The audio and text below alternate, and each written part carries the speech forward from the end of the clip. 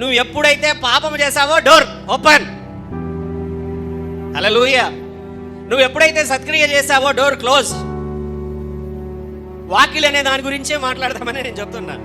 నువ్వు ఎప్పుడైతే పాపముల వైపు వెళుతూ ఉంటావో that door to the devil will be open. అపవాదికి డోర్ ఓపెన్ చేయబడాలి అని అంటే పాపము చేయాలి.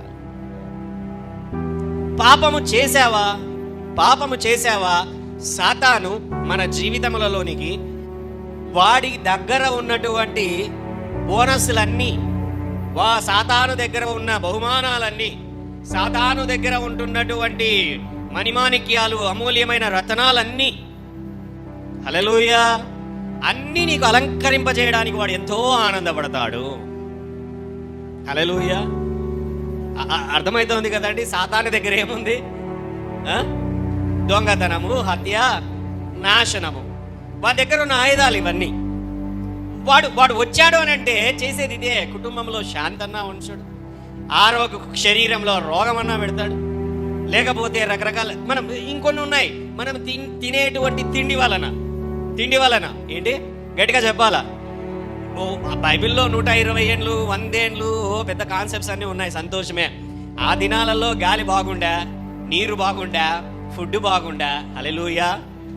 అర్థమైంది కదండి. చాలా చక్కగా ఉండా. ఇప్పుడు తాగే నీరు, హల్లెలూయా, తినే తిండి, పిలిచే గాలి.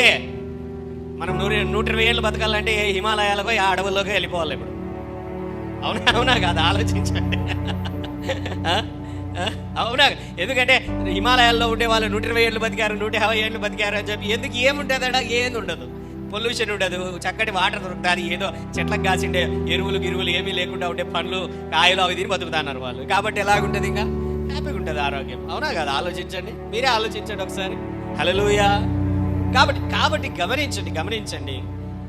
సాతానుకు డోర్ తెరిచామంటే, లేదా మనంతకు మనము నిర్ణయాలు తీసుకుంటామన్నమాట. జీవితం విరక్తి చెంది కొంతమంది కొన్నిసార్లు నిర్ణయాలు, నీ అంతకు నువ్వు తీసుకునే నిర్ణయాలు తీసుకొని దానివల్ల నష్టపోయి, దానివల్ల ప్రాణాలు పోగొట్టుకొని, ఆరోగ్యాలు పోగొట్టుకొని, ఆర్థిక పరిస్థితులు పోగొట్టుకొని. హల్లెలూయా.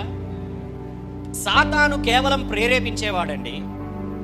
హవ్వ నోటిలో ఫలం పెట్టలేదు సాతాను, హవ్వే ఆ ఫలము తీసుకునేలాగా చేశాడు. హల్లెలూయా. బైబిల్లో ఎక్కడైనా ఉందా సాతాను డైరెక్ట్ గా తీసుకొని వచ్చి నోట్లో ఫలం పెట్టాడని? లేదు కదా. అర్థమైంది కదా. హీ ట్రైస్, వాడు ప్రయత్నిస్తాడు. మన జీవితంలో బాగా గమనించండి, మన జీవితాలలో ఏదైతే ఎక్కువ అవసరమో మనకు దానిలోనే శోధన కూడా ఉంటుంది. హల్లెలూయా. దానిలోనే శోధన ఉంటుంది. ఆదాము హవ్వల దగ్గర లేనిది ఏందండి? తినడానికి తిండి ఉందా లేదా? తాగడానికి నీళ్ళు ఉన్నాయా? పెద్ద తోట ఉందా? హల్లెలూయా. కావలసినవన్నీ ఉన్నాయా? అలాగేమైనా అనారోగ్యం ఉందా? అప్పులు ఉన్నాయా? ఏమైనా ఉన్నాయా? లేవు. వాళ్ళ దగ్గర లేనిది ఏంటో తెలుసా? జీవవృక్ష ఫలము. ఏంటి? జీవవృక్ష ఫలం. హల్లెలూయా. ఏం చేసింది సాతాను? వచ్చి నీ దగ్గర లేదు కదా, అది కూడా ఉంటే సూపర్ ఉంటావు నువ్వు. ఇంకా హల్లెలూయా. అది కూడా ఉందంటే ఇక నువ్వు దేవునివే, దేవతవే. యేసయ్య దగ్గర కూడా అలాగనే సాతాను వచ్చాడు. 40 రోజులు ఉపవాసం ఉన్నాడు. ఇప్పుడు ఏమైతుంది 40 రోజుల తర్వాత? ఆకలి అవుతుందా లేదా? వెంటనే ఒక రాయిని ఇసిరి, ఈ రాయను నువ్వు రొట్టెగా మార్చు, నువ్వు దేవుని కుమారుడు అని దేవుడు చెప్పాడు కదా. ఆకాశం నుండి స్వరం వినపడింది కదా. వినపడగానే సాతాను యాక్టివేట్ అయిపోయాడు. హల్లెలూయా. నువ్వు దేవుని కుమారుడు అయితే నువ్వు రాయను రొట్టెగా మార్చు. ఆమేన్. సరే, నువ్వు ఆదాము దగ్గర నుంచి నేను అధికారం తీసుకున్నాను కదా, ఆ అధికారం కోసమే వచ్చావు కదా, ఈ అధికారం నీకు ఇస్తా, నాకు ఒక్కసారి సాగిలపడు. నీకేం కావాలో దానిలోనే శోధన ఉంటుంది.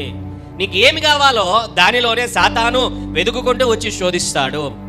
నీ జీవిత ప్రయాణములో నీ ఆరోగ్య పరిస్థితుల, కుటుంబ పరిస్థితుల, వ్యాపార పరిస్థితుల, ఉద్యోగ పరిస్థితుల, సంకటముల, ఇరుకుల ఏవైనా కావచ్చు, నువ్వు ఎదుర్కొంటున్నటువంటి పరిస్థితులలోనే వాడు నీ మీద శోధనలకు గురి చేసే విధముగా నిన్ను ప్రేరేపిస్తాడు.